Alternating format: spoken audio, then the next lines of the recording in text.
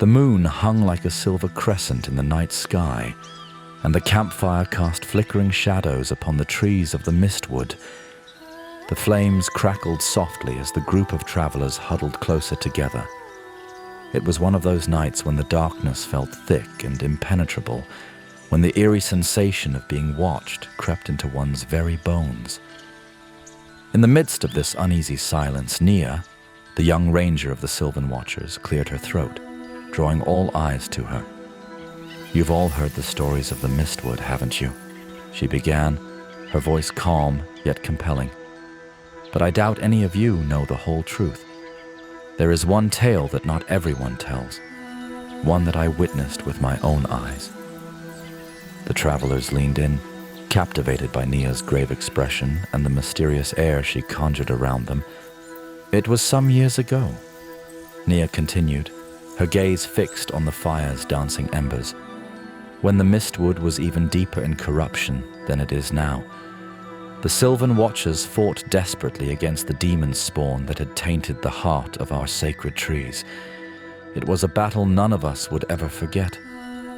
She paused, scanning the faces around her as if ensuring that each traveler was hanging on to her every word. "The demon spawn set the forest ablaze, consuming everything in their path. But what most do not know is what became of the brave warriors who fell in the shadow of the heart tree." Nia leaned closer to the fire, her voice dropping to a near whisper.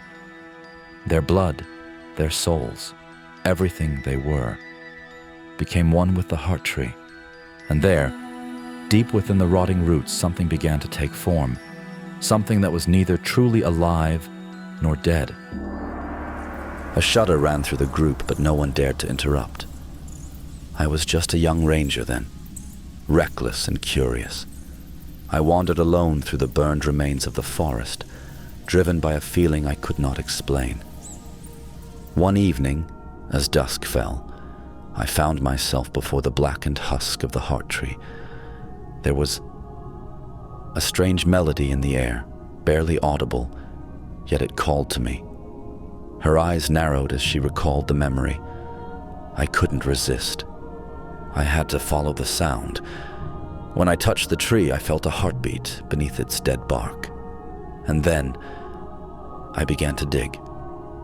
With a blade, I peeled away the old, charred wood until I reached something fresh and alive beneath. And there, before my eyes, a warrior of wood and earth took shape. A tiny figure, yet it radiated a power that made me tremble. I wanted to take him with me," Nia continued, "this little wooden warrior, but he refused to leave his birthplace. So eventually I moved on, wandering deeper into the forest I once knew so well, until..." Her voice faltered, the weight of the memory pressing down upon her. "Until I was ambushed by demons." The travelers around the campfire held their breath. "I fought as best as I could," Nia said, "but it was hopeless. They were too many, and I knew my end had come. But then, out of nowhere, he appeared. A warrior, born of wood and leaves, just like the tiny figure I had uncovered in the heart tree. But now, he was tall and mighty, filled with an unrelenting fury. He cleaved through the demons with his axe as if they were nothing." Nia leaned back, her eyes shimmering in the firelight.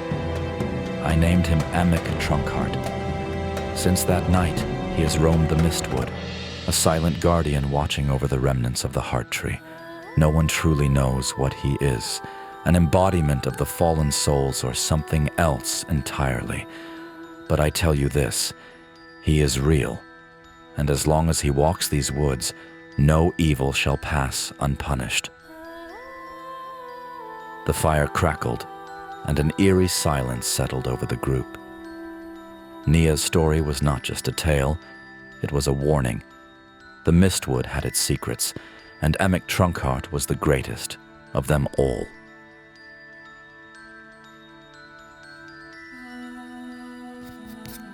Which tales from Teleria do you want to hear next? Just let me know in the comments. And if you like the stories, I would be very happy about a like or a subscription. That way you support me and this channel.